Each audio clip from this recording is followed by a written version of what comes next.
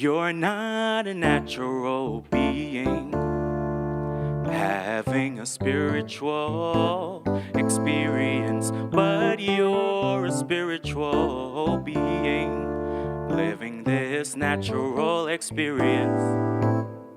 You're not a natural being, having a spiritual experience, but you're a spiritual being, living this natural experience.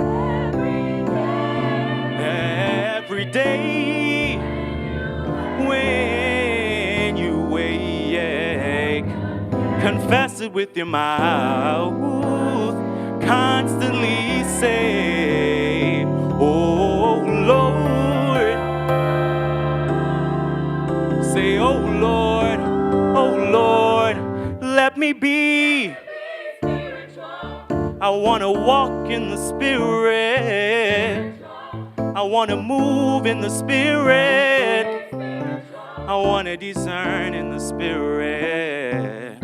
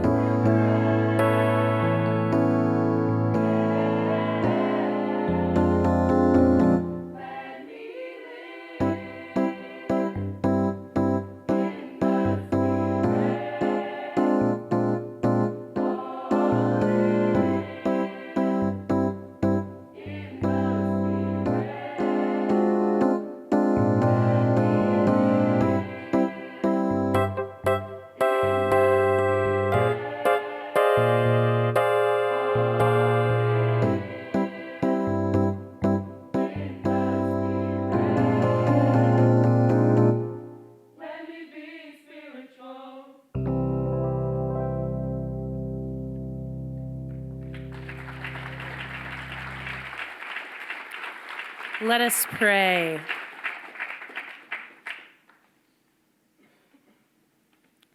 Gaudet Mater Ecclesia.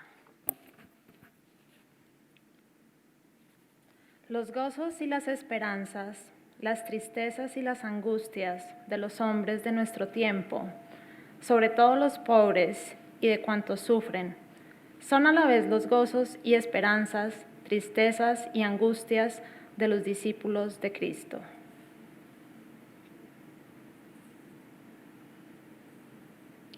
Porque tú los haces propios, Señor, Dios de la compasión, deja que ellos guíen nuestro trabajo durante estos próximos días. Donde los pueblos hambrientos interpelan a los pueblos opulentos.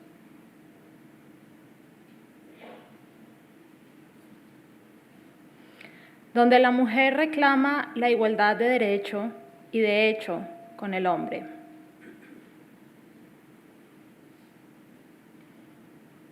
Donde los trabajadores y los agricultores quieren participar activamente en la ordenación de la vida económica, política, social y cultural. ¿No son estas las ventanas por las cuales tú has pedido a tu iglesia ver de nuevo? Las corrientes con las que nos has bañado por una vida libre de opresión.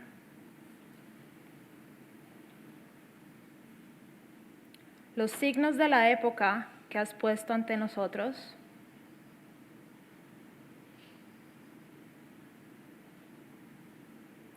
A través de ellos, escuchamos el llamado por la sublime vocación y la miseria profunda. Por primera vez en la historia, todos los pueblos están convencidos de que los beneficios de la sociedad,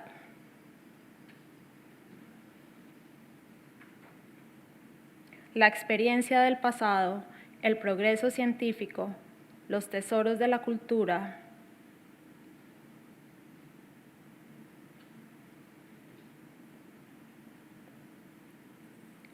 pueden y deben extenderse realmente a todas las naciones. Y por esto buscamos tu presencia, Señor, Dios del amor, dentro de este grupo, en esta conferencia. Permítanos transformar el dolor y la ansiedad del mundo en el gozo y la esperanza de tu reino.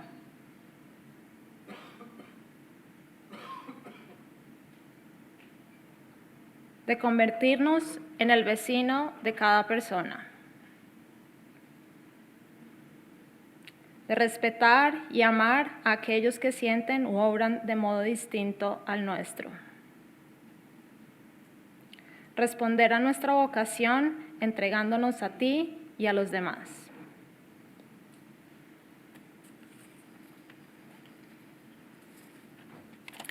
Come, Holy Spirit, fill the hearts of your faithful and kindle them in the fire of your love. O God, who by light of the Holy Spirit did instruct the hearts of the faithful, send forth your Spirit to renew the face of the earth, and grant that by the same Holy Spirit we may truly be wise and ever enjoy the consolations of Christ, our Lord, who lives and reigns with you in the Holy Spirit, one God, forever and ever. Amen.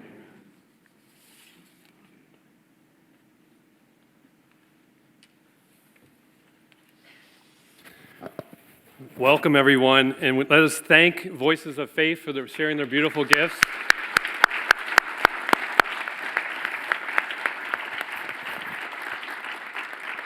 And I want to thank my colleagues, Melissa and Jimena, for assisting with prayer and calling forth the Holy Spirit for us as we gather. Thank you.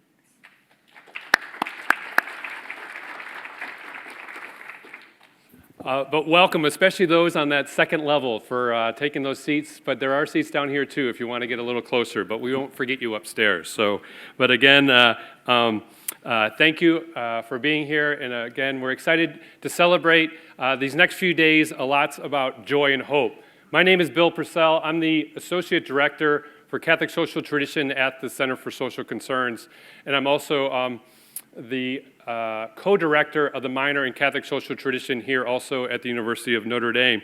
And I'm very excited to see you here. Again, this is a biannual conference, and so to have so many friends from all over, just joyous to come together to celebrate, as you could see as they were singing, again, the joy and hope that is present as we here to celebrate this biannual conference that happens again every other year with this theme, of course, being joy and hope. And it's exciting, for one, is because we are gathered here. We have folks here from Afghanistan, from Austria, from the UK, from throughout the United States. We have a number of distinguished guests here. And again, those in the back, please come down. Don't worry. There's seats down. Come on down. But we have distinguished guests. We have Cardinal Napier's visiting here from South Africa to give a talk. Cardinal Napier, thank you. Over here on my right, your left, Brother Ray Fitz is here, who is the president for many years of the University of Dayton. And having a child at the University of Dayton, that's not only important, but Brother Ray just received the Father Theodore Hesburgh CST Award from the Association of Catholic Colleges and Universities. And as we celebrate Father Ted's life, thank you, Brother Ray Fitz, for... We also have Father Bob Pelton, one of our own treasures, who was an advisor to Cardinal Sunins at Vatican II, who's here also joining us and is still part of our faculty. But even people like Barbara Wall from Villanova. Barbara is the editor and founder of the Journal in Catholic Social Thought, so she's an important person for us to know and to gather and to share all this knowledge with her also, is a place like that journal to share your knowledge. So thank you, Barbara, for being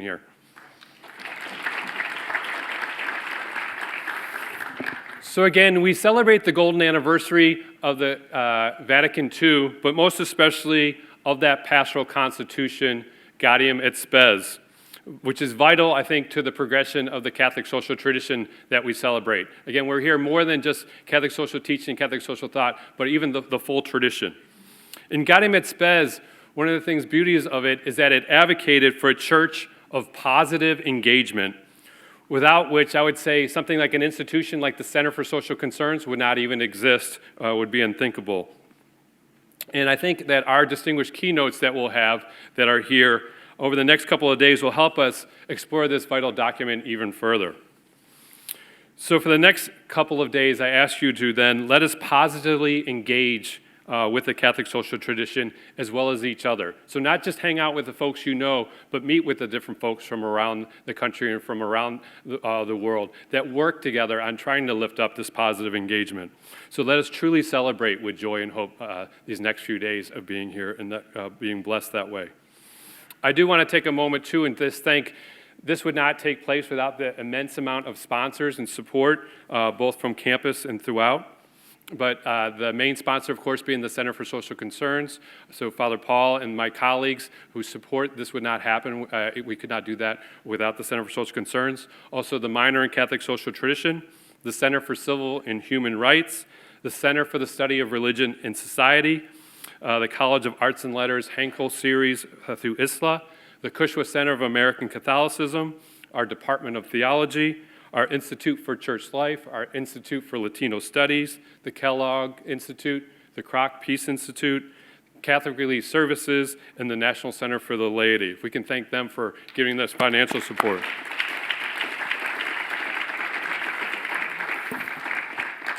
And again, you didn't come here to hear me, came here to see Kristin tonight. So I just want to make sure, though, if you have any needs, any specific needs while you're here that you need support with, please contact one of my colleagues from the Center for Social Concerns that are here, as well as myself or my assistant, Paula Mulher. We can assist you with those specific needs or connect you with the conference people here overall.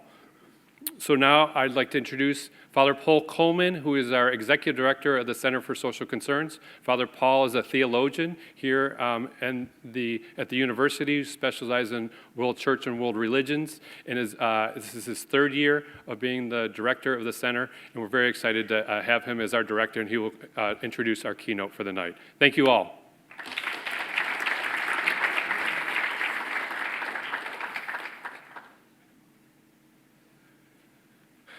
Thank you very much, Bill, and I would echo the thanks that you gave to Paula Muller, your assistant, but also want to thank on behalf of all of us all the work that you've done to organize this conference. On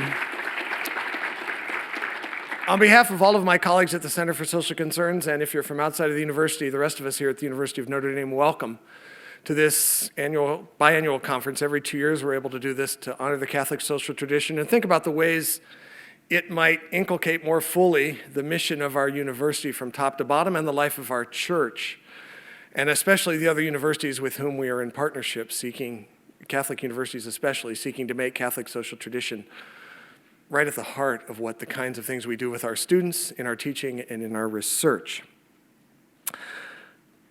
Just so you know, we are the kickoff event of the University of Notre Dame's year-long celebration, which will culminate next year in the ND Forum, of the 50th anniversary of the end of the Second Vatican Council.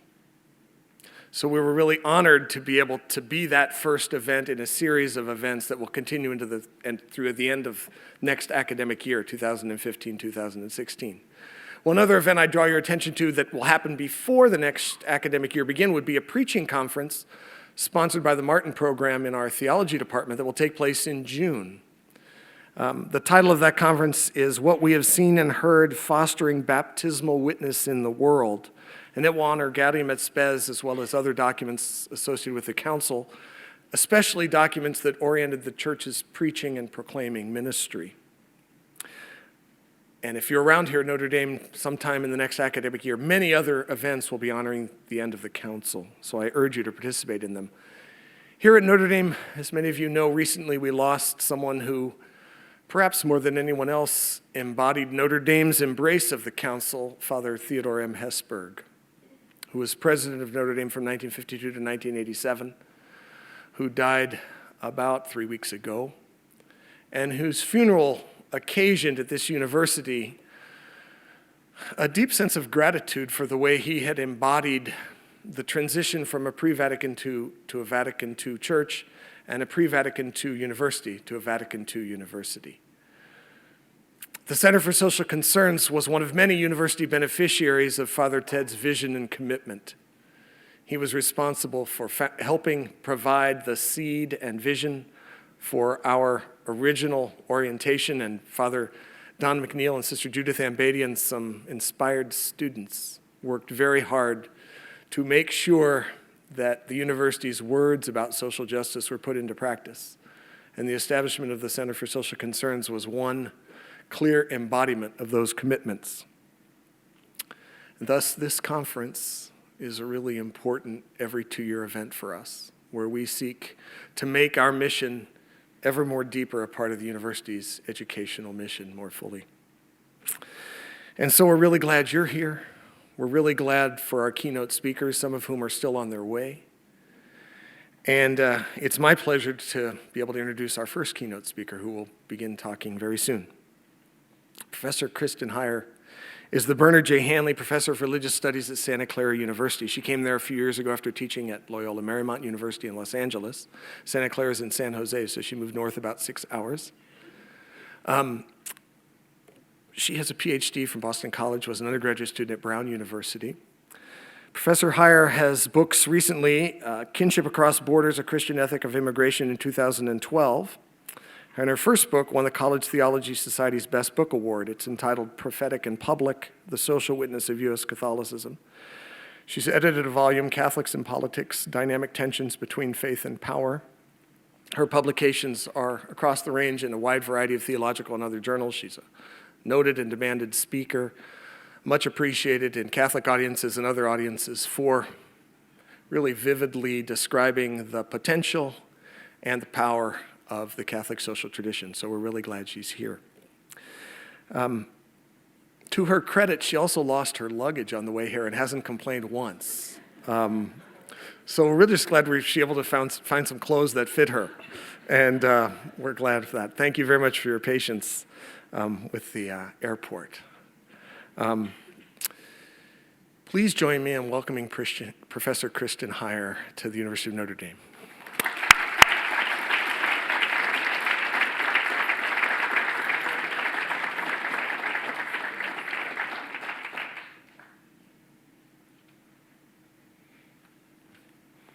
Thanks so much, Father Paul, for that kind introduction and full disclosure about my lost luggage. What a wonderful opening to this important event. I had no idea this was kicking off the year-long celebration of the Second Vatican Council's commemoration. I'm really honored to be here. So thanks first to the Voices of Faith. I don't know if they're long gone, but that was really a powerful opening prayer for us. I think that we are spiritual persons doing things, having a natural experience might say it all. I don't maybe need the next 45 minutes. I really think that's the note we want to sound. And I was treated to 2 gospel choir experiences in one Sunday. So thanks to Margie File for hosting me at St. Augustine's Parish this morning, because that was a treat too. I thought, joy and hope indeed. So thanks to Bill and to Paula and the rest of the staff for the invitation to be here and really for the warm hospitality. I felt such a sense of welcome. And thanks to so many of you for being here. It's great to see some friends and colleagues here.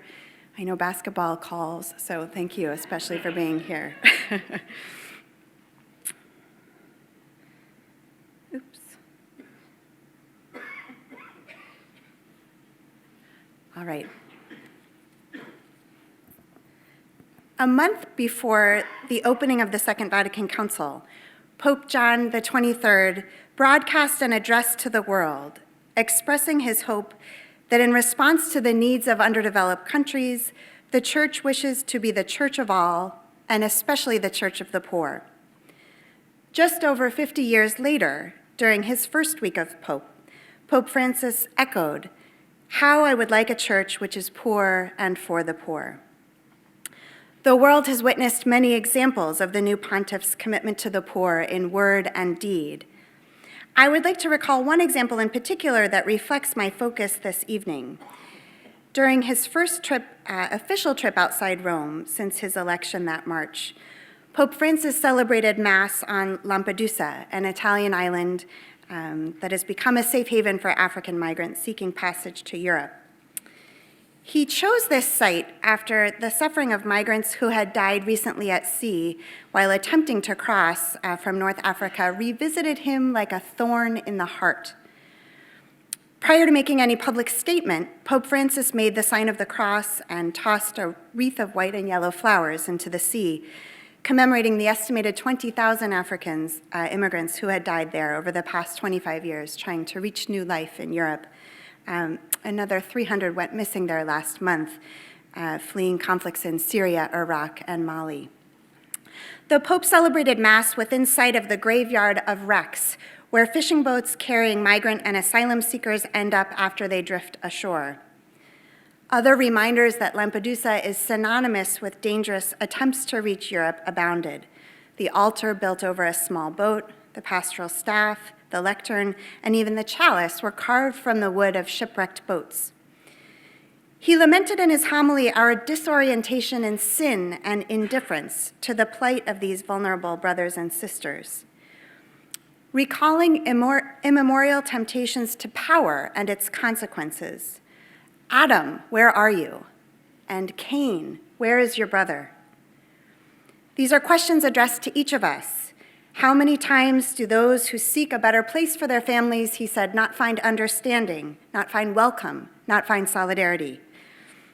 He concluded petitioning the Lord for the grace to weep over our indifference, to weep over the cruelty of the world, in ourselves, and in those who anonymously make decisions, socioeconomic decisions that open the way to tragedies like this. So there in the southern Mediterranean, Pope Francis shared in the griefs and anguish marking one of the key signs of our times, forced migration, moved by the humanity of the Eritreans he met and provoked by the inhumanity of those numb to their plight. The document we commemorate these next days similarly engages the church and world in reflection on what it means to be human, flawed and fragile, yet called to share in divine life, and bound in solidarity. Given its theological anthropology and ecclesiological charge, living out the call of Gaudium at Spes at least demands that Christians appreciate nothing that is genuinely human fails to find an echo in our hearts, indeed sometimes a thorn in our hearts. So this evening, I'd like to present some key themes and legacies of Gaudium at Spes in light of this focus, and then return to several elements of its echo in areas of dialogue, conscience, and resonance for the church today. So legacies of Gaudium at Spes as a public church. As historian John O'Malley aptly puts it, the spirit of Vatican II was marked by shifts that signaled a different way of being church, from commands to invitations, coercion to conscience, from monologue to dialogue, ruling to serving, exclusion to inclusion, from hostility to friendship, and from behavior modification to inner appropriation of values. I think it's fair to say that the substance and tone of the pastoral constitution on the church in the modern world exemplify this transformation. The Council's articulation of its social mission in solidarity with all of humankind in this, its final and longest document, promulgated on December 7th, 1965, the last day of the Council, marks a dramatic departure from the Church's traditionally defensive, reactionary stance toward the world. So Gaudium et Spes ushers in an open stance that takes seriously the struggles of those in any way afflicted. Among the Council's 4 constitutions, 2 focus on the Church itself. Lumen Gentium looks inward to the renewal of the Church's self-understanding and structures, and Gaudium et Spes addresses the relationship between Church and contemporary world in all its pluralism and complexity. In the latter, we encounter the Council's shift away from conceiving of church and world, or sacred and secular realms in opposition to one another, and toward engaging social questions as really central to the church's very mission and identity. So this dialogical style signaled a clear departure from a defensive siege mentality that the church adopted following the felt impact of movements of modern society and culture that were deemed threatening to the church, whether the Enlightenment, the French Revolution, the rise of liberal democracies. With the wealthy European elites seen to be the church's allies, the pre-Vatican II church denounced human rights, labor unions, and religious toleration as dangerous. Whereas the council did not want to change the church into a democracy, it did redefine how authority was to function. For instance, with respect for conscience, that transformed members of the church from subjects into participants.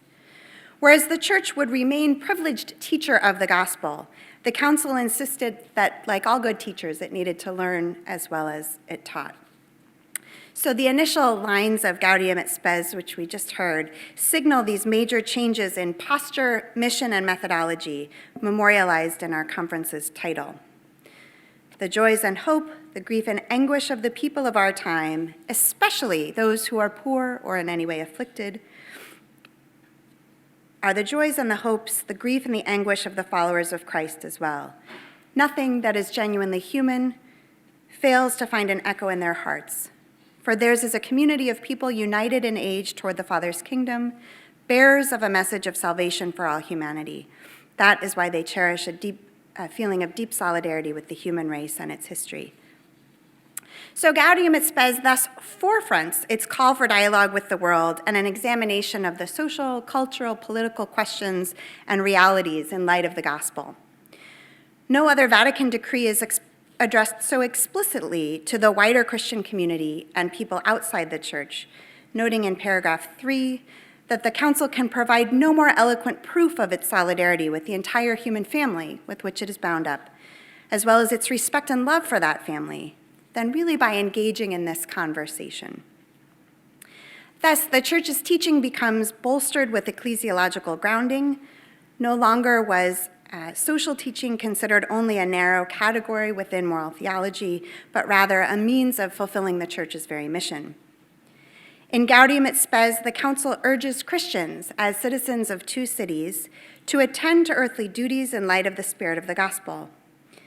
The document grants the ambivalent nature of worldly concerns, yet warns against a total rejection of worldly activity as a substitute for discernment and for selective engagement. It condemns an attitude of otherworldliness that de-emphasizes earthly duties on the view that our only abiding city is that which is to come. The document calls the church to political engagement to protect human dignity without conflating the Catholic faith with any political system in particular. So while this indirect role for the church's engagement in the political order entails endless distinctions and decisions, the effort must be made precisely because the alternatives to an indirect engagement are equally problematic and unacceptable: a politicized church on the one hand, or a church in retreat from worldly affairs. The first erodes the transcendence of the gospel, and the second betrays the incarnational dimension of Christian faith.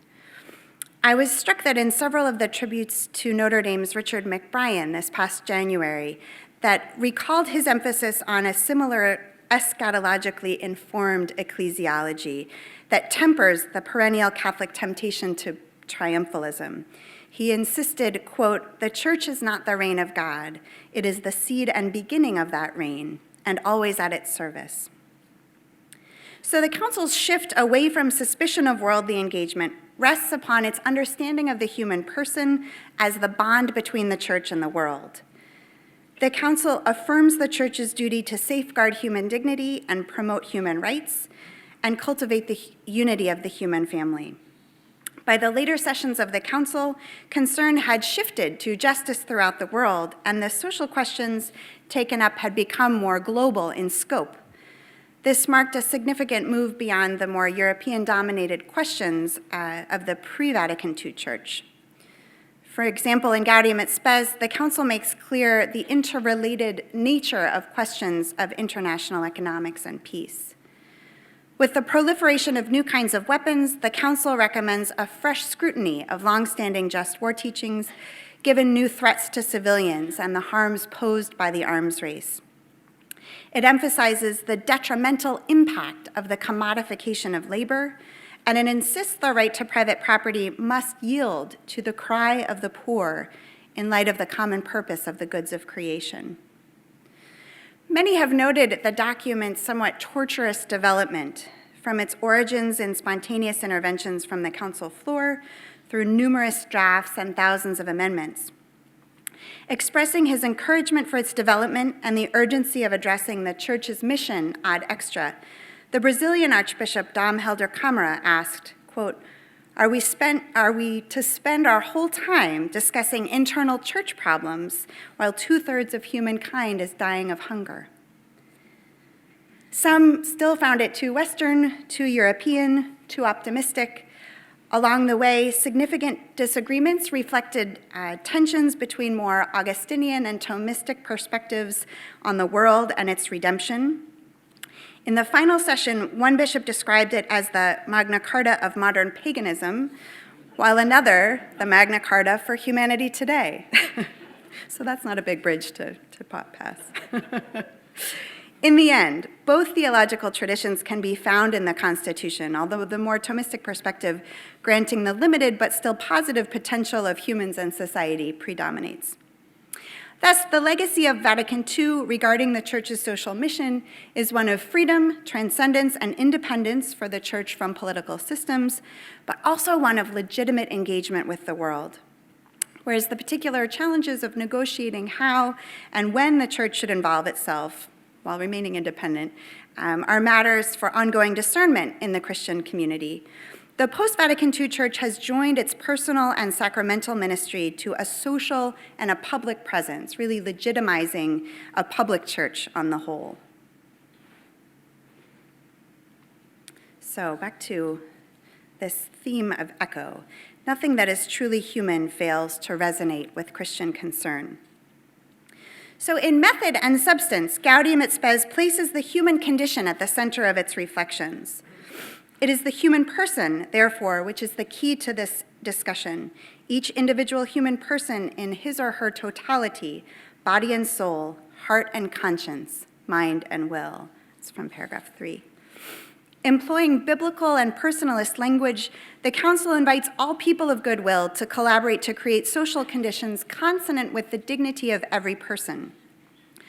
Rooted in accounts of creation and incarnation, the heart of Gaudium et Spes takes up what constitutes the truly human, loved into being by God and made for relationship, and yet caught by sin, presenting a dynamic vision of the person that stresses authentic freedom.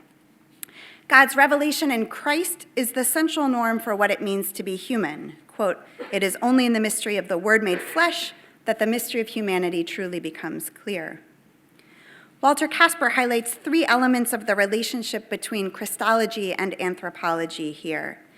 Quote, as an affirmation of everything that is true, right, good, and lovely about human beings, as a prophetic criticism of all forms of alienation in human beings, and finally, as the creative surpassing of everything that is possible in purely human terms, and thus as the completion and fulfillment of human beings in God.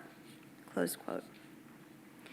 This personalism grounds the connections the document forges between church and world, the origins and development of culture, its covenantal portrayal of marriage that emphasizes conjugal love, and its provisions for conscientious objection as an alternative to the just war tradition.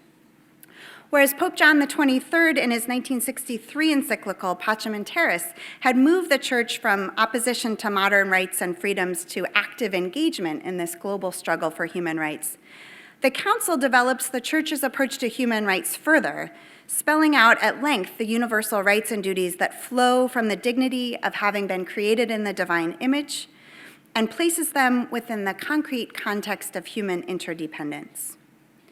So hence, the Council's integration of explicitly scriptural and theological arguments with appeals based on natural law evidenced its confidence that a Christian humanism is possible, a hope that one can articulate a vision that is both faithfully Christian and also intelligible to those outside the Christian community, a hope that Nothing that is genuinely human fails to raise an echo in their hearts. So I'd like to elaborate 3 dimensions of this echo. First, its condition upon deep and wide listening. Second, its manifestation in the sanctuary of conscience. And third, its reverberations that summon the church today. So first,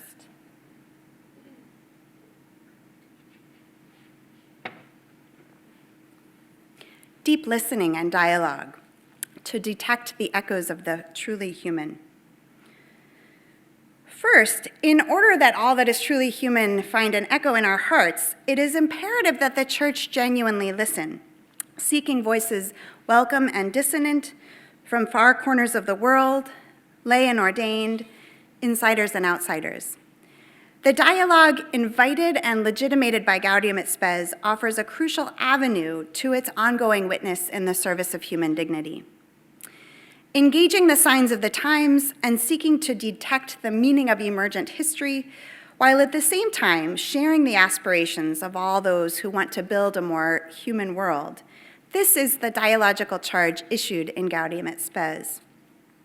This emphasis recurs throughout the pastoral constitution, reflecting a methodological shift from a more classicist to historically conscious approach. Catholic engagement with the world and its transformation by the penetration of gospel values should be marked by a spirit of dialogue and service, by what some have called a confident modesty, mindful that the church both teaches and learns from the world. It's not insignificant, then, that theologians who had been previously banned were invited to the council. Bishops and theologians were learning from one another there, exemplifying to some degree this spirit of reciprocity and spirit of humility. In the language of the document, laity are explicitly empowered to be active participants in such dialogue. Quote, "Let the laity not imagine that their pastors are always such experts that to every problem which arises, however complicated, they can give him a concrete solution, or even that is such their mission. Let the laity take on their distinctive role," end quote. The dialogical engagement with wider society central to Gaudium et Spes is evident in theological, pastoral, and social movements in subsequent decades, really spanning across the globe. From liberation and feminist theologies to renewed commitments to justice on the part of Catholic educational institutions, like we just heard in the opening, to Catholic involvement in the civil rights movement. The U.S. Bishops' Conference engaged political and economic concerns in consultation with lay experts with their landmark pastoral letters in the 1980s on the war and the economy. Women religious in the United States interpreted the vision of solidarity central to Gaudium et Spes as a mandate to serve disenfranchised members of U.S. society and meet pressing needs of their day. In the 1970s and 1980s, they began to work in a wide variety of social programs beyond those administered by Catholic institutions alone. Domestic violence centers, education programs for incarcerated women, addiction counseling centers, food banks, and ecological justice programs. As Elizabeth Johnson recently recounted, quote, "Implementing the council's mandate, women religious vigorously renewed their lives in accord with the gospel and the spirit of their founders. Consequently, they moved toward the periphery, away from a cramped ecclesiastical center." In the subsequent decades, different interpretations of Vatican II yielded different ecclesial emphases at times as well. Just as council participants differed over different perceptions of the world, post-conciliar appraisals of the world as primarily marked by a culture of death or relativism reconfigured the scope or mode of dialogue invited by Gaudium et Spes. Under the most recent papacy, we may detect a renewed emphasis on the inclusively communal nature of the search for the truth in a conciliar vein, whether in Pope Francis's emphasis on a culture of accompaniment, his desire that shepherds take on the smell of their sheep, and his own example, whether in dialogue, as on the previous slide with Rabbi Skorka, or atheists, or boundary crossing and Holy Thursday rites, or really the more mundane everyday encounters. In terms of the reach of dialogue partners ad intra, Pope Francis's appointments to the Council of Cardinals, hailing most recently from Cape Verde, Tonga, Myanmar, and Mozambique, further signal his commitment to engaging global voices reflective of our world church. Moving forward, if we are to be leaven, safeguarding against threats to human dignity and probing more deeply the truly human, Pope Francis's charge to engage the existential extremities may set the global church on a path toward dialogue essential to the task reflective of the council. His recent remarks about theologians make clear that we too must take on the smell of the people on the road and pour oil and wine on the wounds of humankind. No bad jokes about losing my luggage and toiletries after this, now that you know the truth. On this model, the locus for our academic reflection and our pastoral care must remain at the boundaries, lest, as he put it, they risk collapsing into ideologies that seek to tame the mystery.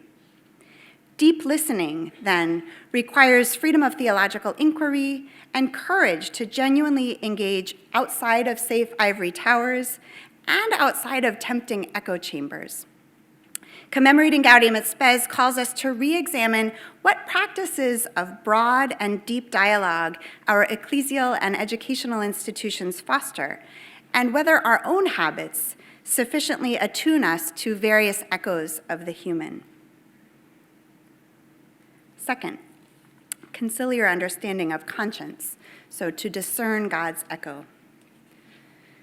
Beyond its call for genuine dialogue, Gaudium et Spes summons the people of God to discernment in light of deep listening, a discernment that likewise requires attending to the echo of God's voice. The understanding of conscience articulated in Gaudium et Spes illuminates precisely this encounter. The primacy of the human person is evident in the document's treatment of conscience, particularly in contrast to earlier emphases on moral norms as the objective sources of morality. Moral manuals largely guided priests in the confessional, where matters of conscience were assessed, resolved, and absolved from the 16th century to roughly the 1960s.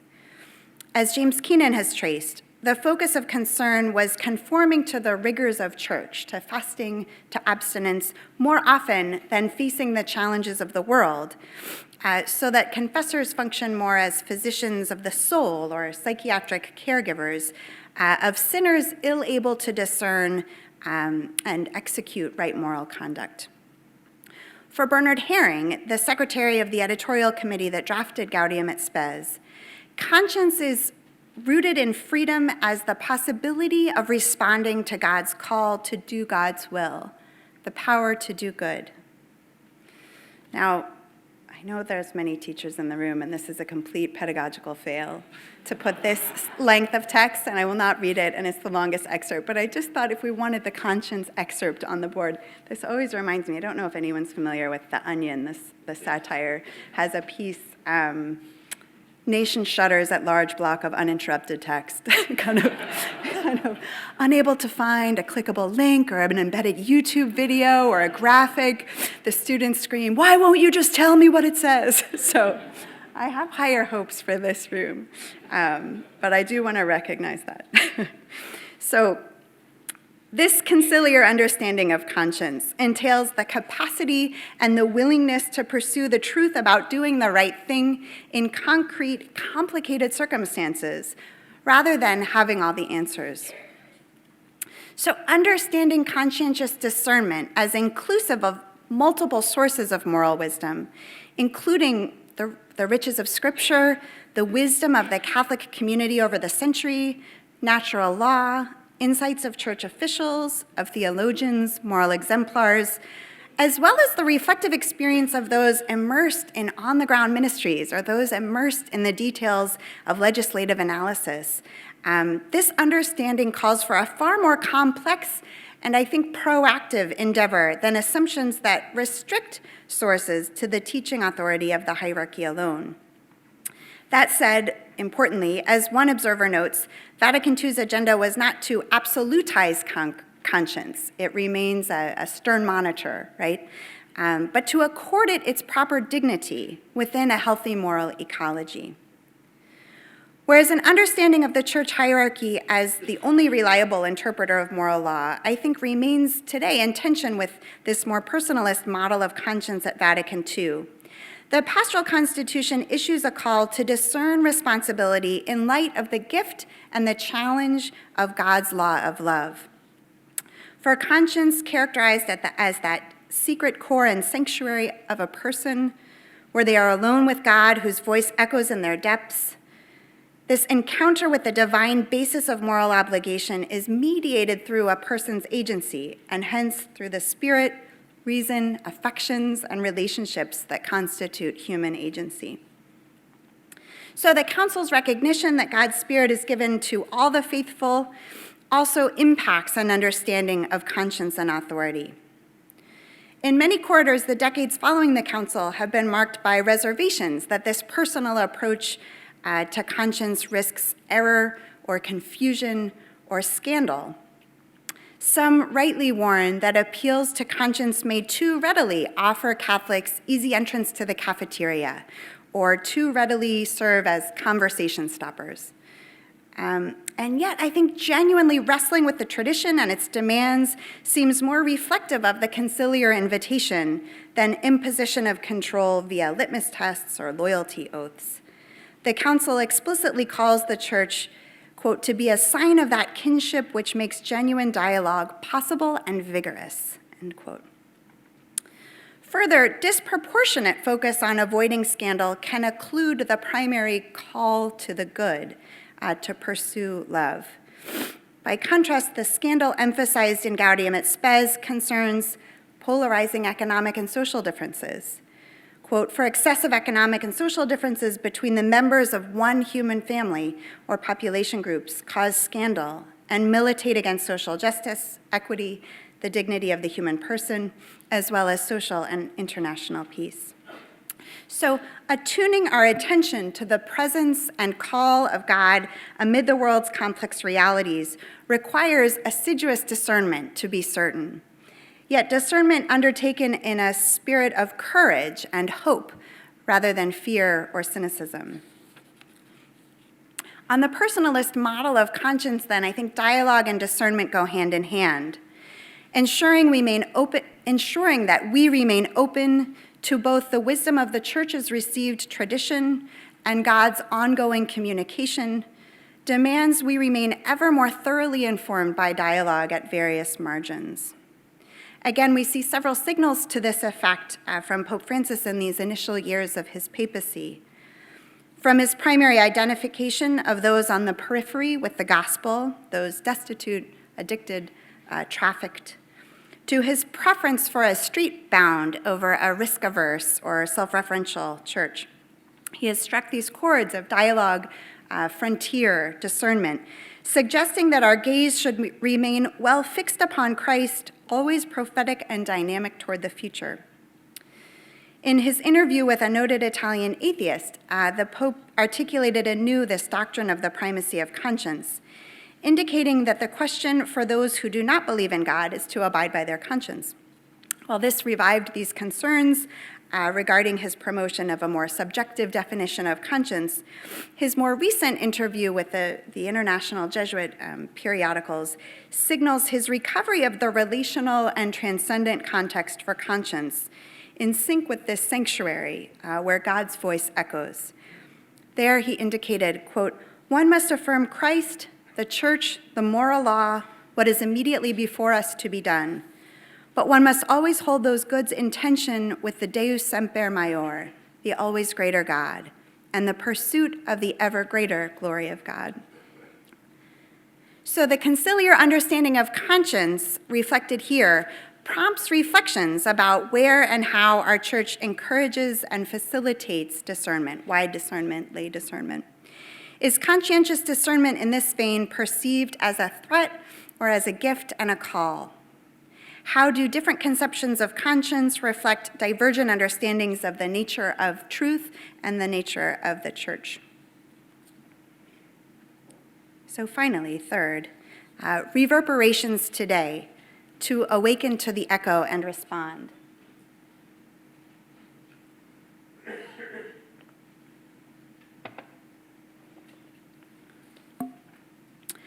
Hence, it is already apparent in my remarks that dimensions of Francis's papacy resonate with the ecclesiological and the moral vision of Gaudium et Spes.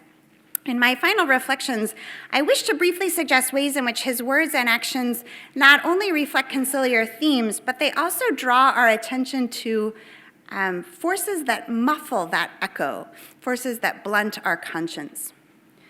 Pope Francis is the first pope in 50 years not to have participated in Vatican II. Popes Paul VI, John Paul II, and Benedict XVI were all still fighting the battles of the council, as it were.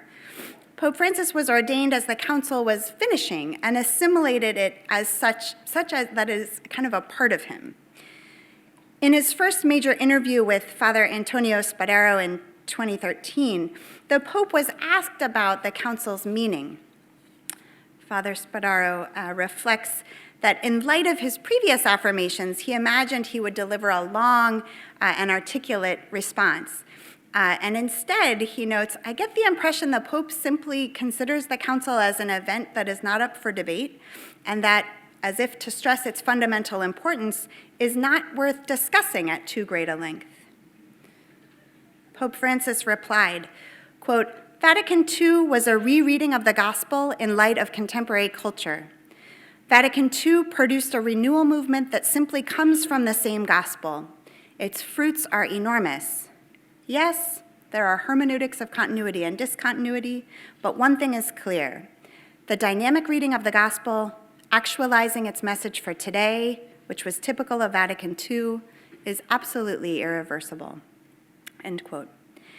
As many observers have noted, in word and example, Pope Francis has signaled a turn away from the doctrinal and institutional concerns of his immediate predecessors and pointed to his passionate insistence on the Church's loving engagement with the poor who make up most of the world's population.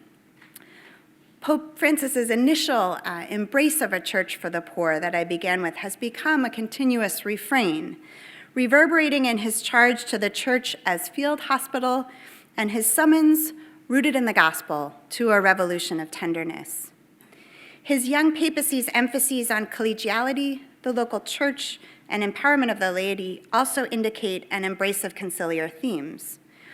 If, as O'Malley suggests, the council was more concerned with the how of church than the what, despite the inseparability of the two, then Francis's posture suggests more of a loving mother than a world's moral policeman.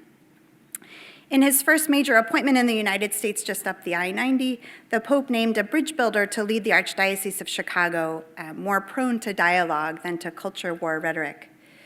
More recently, in my neck of the woods, he named Bishop Robert McElroy to lead the Diocese of San Diego. Bishop McElroy has argued that Pope Francis's emphases on poverty and inequality demand a transformation of our existing political conversations in this country. The Pope's apostolic exhortation, Evangelii Gaudium, likewise reflects the tone and the approach of Gaudium et Spes in significant ways. Together with his emphases on evangelization and poverty as exclusion, he warns against the danger of dwelling in the realm of ideas and rhetoric alone, insisting on the priority of reality. Quote, we want to enter fully into the fabric of society, sharing the lives of all, listening to their concerns, helping materially and spiritually in their needs, rejoicing with those who rejoice, weeping with those who weep, arm in arm with others committed to building a new world. Pope Francis's subsequent call for broader consultation of the faithful regarding their attitudes toward and reception of a range of church teachings and issues in preparation for this synod on the family manifests consultation, dialogue, and a vision of the church as the entire people of God. Here, he encouraged the bishops both to express their views candidly and boldly and to listen with humility. He said, with these two attitudes, synodality is achieved. Some observers characterized the debates that ensued the most openly contentious since the closure of Vatican II. Whereas past synods tended to start with church teaching and talk about how it could be applied to the world, here a more inductive way of reflecting was sought, beginning with lived experiences. In terms of deep and wide listening, the modes of the survey, accessibility of language and range of questions, and data collection methods may not comprehensively capture the experiences and struggles of the laity. But I think the endeavor on the whole represents a step in a more consultative direction, to be certain. Discernment ad intra also demands an examination of not only how external realities pose challenges to familial flourishing, families flourishing, but also where assumptions enshrined within church teaching, whether about the nature of women or of caregiving labor, may also require reconsideration.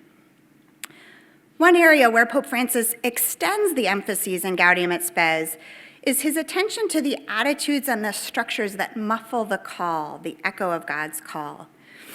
Whereas the document gives brief mention to the impact of social environments that turn people away from the good, on the whole, its analysis of structural injustice and social sin remains weak. Observers note that whereas the European church may have felt Christianity had drifted too far from the modern world and then sought this reconciliation between church and world, and had the most influence on Gaudium et Spes, that the Latin American church felt Christendom had become too identified with the modern world and its structural injustices, and sought rather to break away from it. So Latin American liberation theology has been instrumental in developing concepts of institutional violence and social sin out of such contexts. Francis has repeatedly demonstrated how healing the wounds must extend beyond encountering those in need with compassion and justice to healing global indifference. In his homily on Lampedusa, for example, he emphasized the pervasive idolatry that facilitates migrants' deaths. Amid his admission that even he remains disoriented and his plea for the grace to weep, he didn't merely condemn the world out there for this indifference and its consequences, but he repented. "Forgive us, Lord," he said, "whether for being closed in our own well-being in a way that leads to anesthesia of the heart, or making these global decisions that lead to such tragedies." The Pope's reflections and symbolism underscore our need for ecclesial and civic repentance from complicity in injustice. He reminds us there that naming the reality of sin helps to shed light on the structures and attitudes that harm immigrants and so many other victims of a throwaway culture. Eliciting conversion from patterns of unjust complicity calls communities beyond intermittent outreach or legislative campaigns. And yet many Christians resist a deeper ethic of solidarity, susceptible as we remain to secular disvalues. So different elements of social sin, whether dehumanizing trends, unjust structures, harmful ideologies, shape complex dynamics at play in this resistance. To continue with the immigration example, the primacy of deterrence has institutionalized security concerns rather than concerns for human rights in U.S. immigration laws. Our nation's economic interests have been institutionalized in uneven free trade agreements. And then when concerns, legitimate concerns about our identity get distorted by fear or by xenophobia, anti-immigrant sentiment and ethnic-based hate crimes surge. At a more subtle level, a consumerist ideology shapes citizens' willingness to underpay or mistreat migrant laborers, either directly or through indirect demand for inexpensive goods and services. So these interconnected attitudes and institutions then produce the blindness or the scatosis that can lull us into equating law-abiding with just, or just into apathetic acquiescence. In Evangelii Gaudium, Pope Francis warns that our economy of exclusion and inequality kills. And he rightly challenges not only the reductive market ethos dominating trade and migration policies, that he says casts migrants as pawns on a chessboard, but also the desensitizing effects of this ethos. Quote, "The culture of prosperity deadens us. We are thrilled if the market offers us something new to purchase, and in the meantime, all those lives stunted for lack of opportunity seem mere spectacle. They fail to move us." So the elevation of wealth and influence to absolute status can become authentic bondage. Idolatries focused on having over being can impede global solidarity as much as nationalistic ones. They shape loyalties, they frame questions, they inform votes, and again, our spending practices.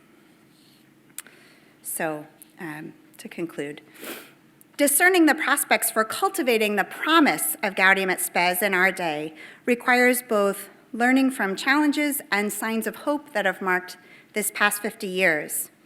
Engaging complex social realities on the ground may help attune our listening to the conciliar call to dialogue and grassroots engagement, advancing human rights. I'd like to end by way of one example, the binational Keynote Border Initiative that operates in Ambos Nogales, which is really, in a way, our own Lampedusa, right, our own at the US-Mexico border. During the KBI's painstakingly extensive needs assessment phase, I feel that I need to explain that mouthful. I was just talking about this at breakfast, that this painstakingly inductive needs assessment phase was absolutely the right way to go about building a responsible binational response to a problem. And yet, as the wife at home with the newborn of the husband doing the painstakingly extensive, I realized that I think I'm still working that out. So the admirably inductive needs of assessment phase is what I should say. I lost my place.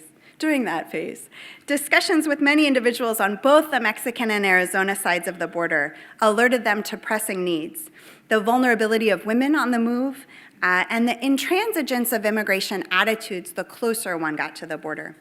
So as a result, the KBI focused its initial programming to meet these felt concerns, rather than just sending a Jesuit to staff a parish, which is what the initial invitation was to the California Province of Jesuits.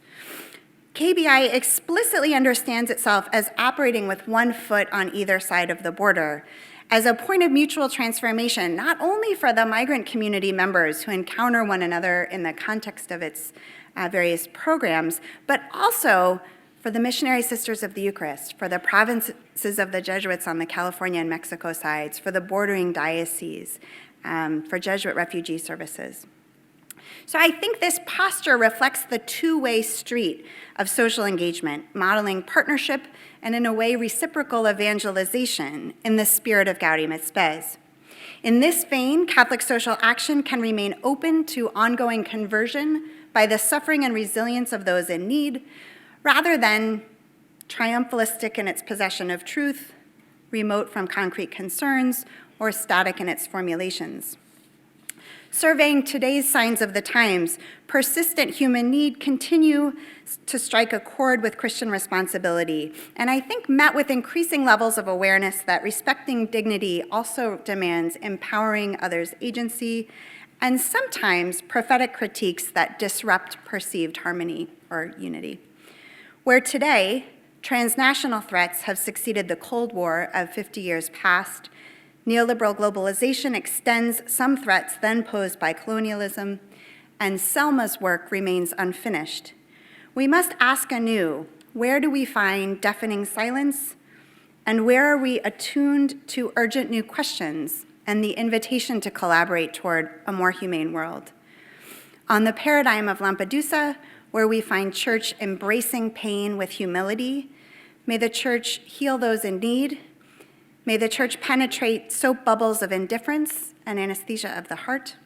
And may the church treat her own wounds, where she falls short of the vision of the council and the proximity of God's reign. Cultivating a culture of encounter and a church for the poor, let nothing authentically human fail to find an echo in our hearts. Thank you.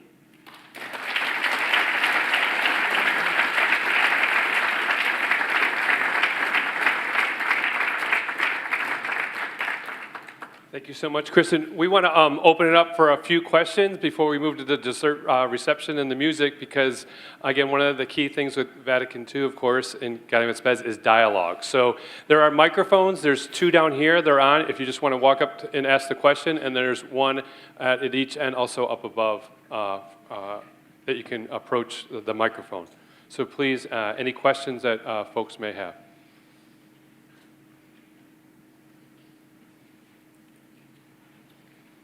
I know live music and dessert are a tempting alternative. I understand. I would love to encourage some students to ask questions before I do, if there's a eager, courageous one. Hi. I'm from St. Mary's. That's my professor right there, Molly Gower. Shout out. I just have a pretty general question. What do you think we as students can do to help the social injustice in the world? Excellent question. Thanks for being here. I enjoy my visits to St. Mary's. They used to be semi-regular.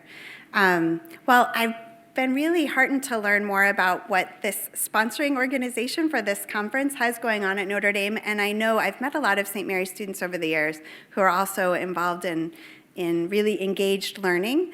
One of the things besides hosting these biennial conferences, as I understand it, that the center sponsors is ways of engaging students, connecting their book learning, their curriculum, these overlong texts like were on my slides, with real encounters. As I understand it, our new provost used to be from Notre Dame. He would take his chemistry students out and measure lead levels in housing around South Bend, right? Putting those, that classroom knowledge into conversation with those student experiences. So whether through immersion programs or community-based learning pedagogies, ways in which the contact and the context is of a piece with our important academic learning.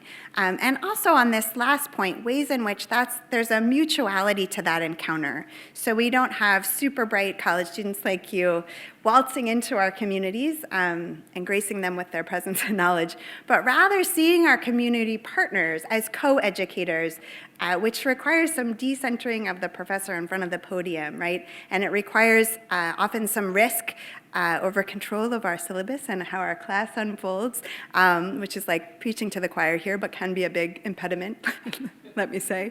But I also think your generation has a lot of power. I think sometimes people think, I'm just a student, what can I do?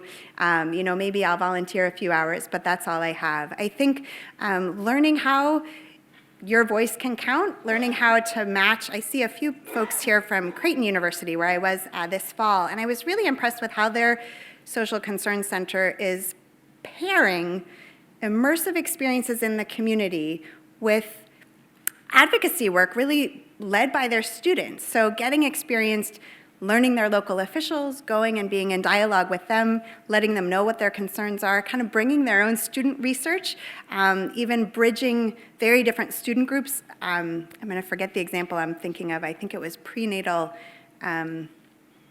funding cuts. We're bringing together the social justice and pro-life student groups on campus in some really creative ways.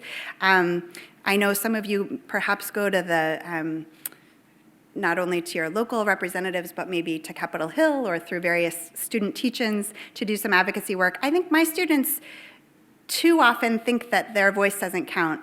In fact, the last example that I mentioned with consumerism, I think companies care more about you and your demographic than any of us. So really in terms of student activism that has shifted conditions, right? The Immokalee workers getting Taco Bells on campuses, a penny more a pound, has really made a difference because people care, if you care, how your jeans are manufactured or the human rights violations. So I think it's not just kind of big idea or immersion or advocacy work, but really thinking about how all of our daily practices, including our consumer mundane practices, or when you get a little older, your investment practices, how all of those really are of a piece and have an impact on these human rights and social justice concerns. So hopefully that's a few ideas. Thank you. Sure. Bishop Ramirez. Kristin, thank you very much. That was a marvelous presentation. I'd love a copy of it. Sure, it's yours. Because some of it was kind of dense, but but it was wonderful. Apologies. Anyway, I've known her since she was a girl in diapers in her mother and father's house back in Kansas City. So you've come a long way, baby. Thank you. But my question is, it's mainly a statement. Like sometimes in questions and answer periods, people get up and make a statement. I guess that's what I want to do. Great. I was thinking today, touring the campus here, that possibly the department that has the most potential for evangelization is a school of business in every one of our Catholic universities. And I hope that the students there are not being taught simply how to make money. They know how to spend it. They don't have to know how to spend it. They're being taught how to make money. And I hope it's more than just that. Mm-hmm. I hope it's how this is done in keeping with the Catholic social tradition. What do you think about that? I think that's right on target, Bishop Ramirez. And thank you for bringing him here, because I haven't seen him since I was in diapers and I've been longing to see him again. It's really a pleasure. A lot of personal references tonight. Thank you for bearing with me.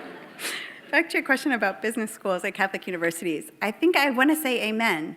I think one of the tasks for many Catholic universities also is to integrate our disciplinary conversations about these Catholic social teaching values, so that we're not that we all have to think the exact same way on economic matters, but I do think taking out those tensions just on our undergraduates is not very fruitful. So I teach many, many business students. Most of my classes are core classes, and when I teach a class on immigration ethics, for instance, I have business students who are reading our narratives from small family farmers impacted by NAFTA, or reading some of our philosophical and theological ethical critiques of different trade policies, and really struggling, saying, I've had 3 different classes where we've looked at what a success these programs are, why, and now you're telling me this.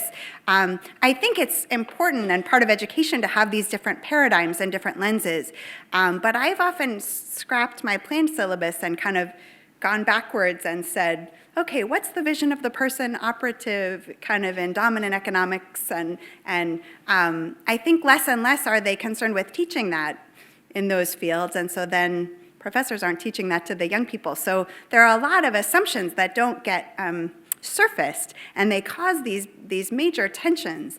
And I don't want to abolish or bypass the tensions, but I do want to surface them so we can have these conversations about competing values, as you say, where maximizing efficiency or maximizing a profit model are in deep tension with some of these paradigms. So I think having institutional conversations about that, I've read one very nice article in this regard, I think by a dean of a business school and a liberation theology professor in a Northwestern school, co-authored it and kind of said this is our struggle as well, and we have to do better for our students. So I think it's a complex problem, but I think in terms of the terms you put it are precisely right. What an opportunity for evangelization. Thank you.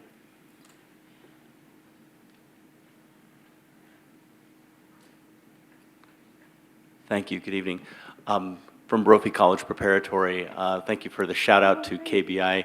We have a great relationship with Father Sean Carroll and Father Pete Neely. Thank you so much for putting that as a part of your presentation. Often I'm teaching many seniors in high school and going on to college and doing exactly this young lady was talking about and what you suggested. Thank you for that. What we often try to do is promote that Vatican II was not something new, but a return to our origins as a church. A return to our kind of initial way of being church. If we look at this document, especially if you were to look back at the Pauline churches as they were created, what would be particularly important to point out maybe to students to say, we've come back to those types of beginnings, where if we could have that refreshing and the kind of the aggiornamento of the fresh air of Vatican II, what would you say you could speak to about the Pauline churches at the beginning and what this document, Gaudium et Spes, does for us? Do you have something in mind in particular? Well, for example, we talk often about if we're going to be church of the poor, we're often engaged, especially in our Western world, of having a million different bake sales and kind of getting money as every way we possibly can. And you talk about consumerism of we often do these things to get money for our institutional sides, right. As opposed to what is it that I do with the money and the influence I have as a person in society, as opposed to constantly giving to something institutional. Excellent. This morning, I was able to, courtesy of Professor Margie File, drive past the Catholic workers and the houses here and the Catholic Peace Fellowship, and then is it the drop-in center, a couple of the resource centers that they're cultivating, as I understand it, even expanding now to some mobile food opportunities.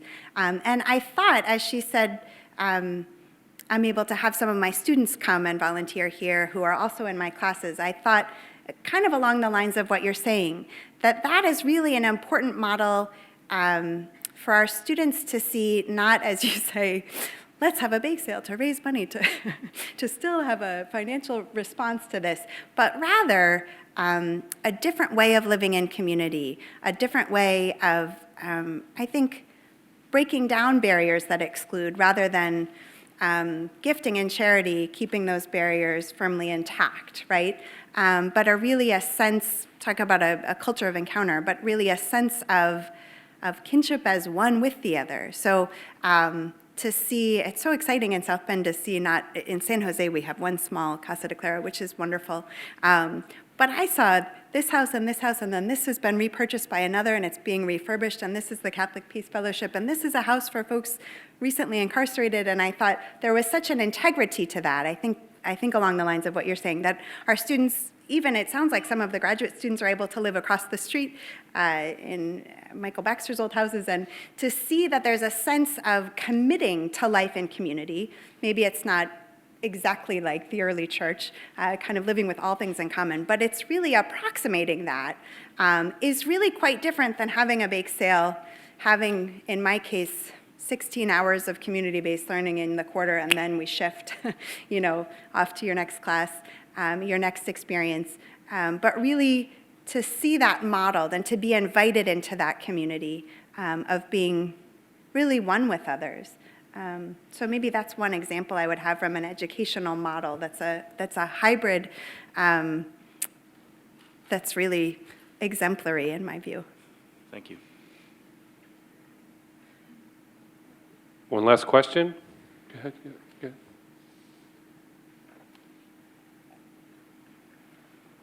Hi. Hello. So I think this is wonderful for us to be able to sit here and dialogue about this and talk about the importance of dialogue, but we are very much in a world of consumerism, as you pointed out, and even in my interactions with fellow students, family, et cetera, I feel that people are very wrapped up into jobs, into making money, and people who aren't aware of like Christ or of this way of life and this dialogue and serving others, how would you approach talking to them and bringing them these ideas in a way that is not condescending, as in like you're living wrong by being consumed with your job, or you know what I mean? Like how do I humbly and lovingly bring That's that a great question. Thank you. So don't go the route I did with emphasizing sin, social sin. Really beginning and ending with shaming is not the most effective and inviting approach, which is what you're pointing out, right? I do think it's, going back to the previous question, reflection, this sense of inviting folks into seeing how life-giving, making something central to your life other than money is, can emphasize the conference theme, right? The joy. This document, this council didn't start out with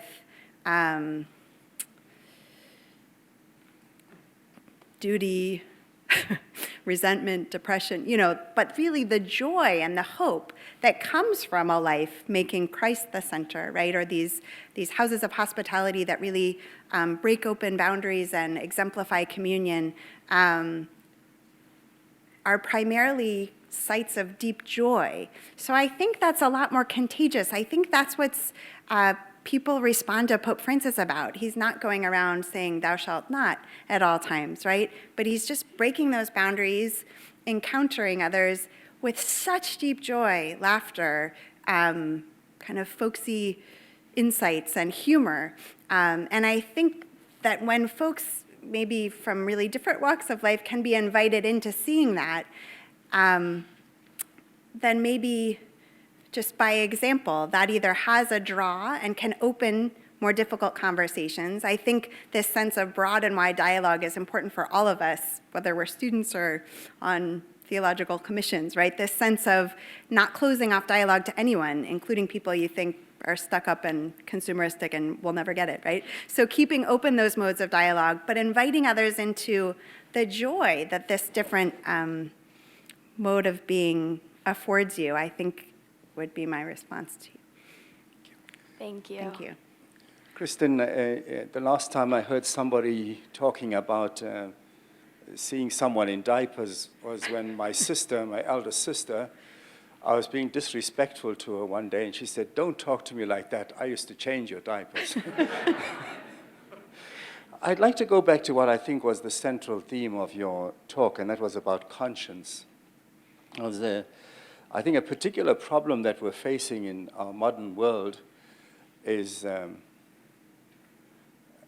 formation of conscience, because I think to talk about conscience without talking about the formation is really throwing a question back to the people without the answer. And just the other day, some youth leaders, the chaplain to our youth who's preparing a group to go to Poland for the World Youth Day, decided he would just test them out on their level of knowledge of their faith. And he said, "Can you just tell me the 10 Commandments?" These are all kids over 20 years of age. And no one could tell him. They could give him 1 or 2 of the commandments, but they couldn't give him all 10. Now that poses the question then of, if you have that lack of knowledge at that level, how do you form your conscience? Mm-hmm. What are you forming it against? Because all you're getting is a politically correct ideology, or the media, or talk radio, and that's what I think most of our kids are getting the material from which they form their conscience. One of the things that I know Pope Francis is balancing all the time is the justice of God versus the mercy of God. How do you combine them? Well, the one is about if you're talking about justice, you're talking about doing what is right and so on. And where do you get that knowledge from if you don't have instruction that actually forms your conscience? The third aspect of this is, are we spelling out, and you've got to do it, I believe, if you're going to form somebody's conscience, the ethical and the moral norms for good behavior, just behavior, truthful behavior, and so forth. How do we go about it in a place like this, where there's so many different influences? So the formation of conscience is the basis of my question.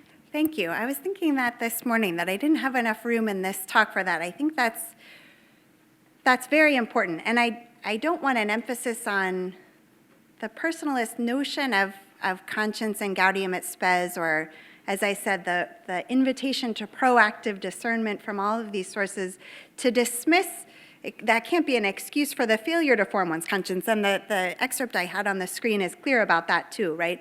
You can have a wrong conscience, you can have an uninformed conscience, you can have a malformed conscience.